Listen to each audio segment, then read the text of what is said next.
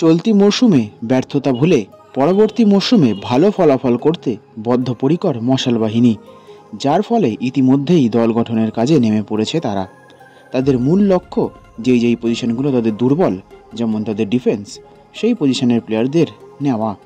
তবে নামি দামি ফুটবলাররা সবাই প্রায় তাদের বর্তমান দলের সঙ্গে চুক্তিবদ্ধ, ফলে তাদেরকে দলে নিতে হলে বড় মাপের ট্রান্সফার ফি দিতে হবে লাল হলুদকে।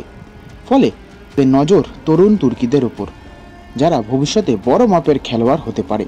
তেমনই একজন হলো হার্দিক ভাট। ২৬ বছর বয়সী এই তরুণ মূলত একজন রাইট ব্যাক হলেও সেন্টার ব্যাক, লেফট ব্যাক এবং সেন্ট্রাল মিডফিল্ডার হিসাবেও খেলতে সক্ষম। চলতি মরশুমে ১৬টি ম্যাচ খেলেছেন তিনি এবং তার মধ্যে ২টি গোলও করেছেন। তার বর্তমান ক্লাব আই লিগের রাজস্থান ইউনাইটেড।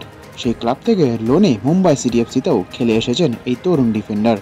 শোনা যাচ্ছে মশাল বাহিনী এই ডিফেন্ডারটিকে দলে নিতে বেশ আগ্রহী এবং কথাবার্তাও ভালোই এগিয়ে গেছে দুই পক্ষের মধ্যে। এবং যা খবর পাওয়া যাচ্ছে তাকে কিন্তু অফারও করা হয়েছে ইস্টবেঙ্গলের পক্ষ থেকে। এর পাশাপাশি দ্বিতীয় গোলরক্ষক হিসাবে প্রাক্তন ফুটবলার দেবজিৎ মজুমদারের দিকে ঝুঁকছে লাল হলুদ, কারণ গিলের অনুপস্থিতিতে দিনের পর দিন কমলজিতের বাজে ফর্ম ভুগিয়েছে লাল হলুদ ব্রিগেডকে। ফলে তারা দলে এমন কাউকে নিতে চাইছে যে গোলের নিচে নির্ভরতা দেবে মশাল বাহিনীকে। যদিও চেন্নাই এফসির শ্রমিক মিত্রকে দলে নিতে আগ্রহী ছিল লাল হলুদ, কিন্তু তাকে চেন্নাই না ছাড়াতে দেবজিৎ মজুমদারকেই দলে নেওয়ার জন্য এগিয়েছে লাল হলুদ। নতুন প্লেয়ারদের নেওয়ার সাথে সাথে পুরনো প্লেয়ারদের সাথেও চুক্তি বৃদ্ধির কাজ কিন্তু চালিয়ে যাচ্ছে লাল হলুদ বাহিনী।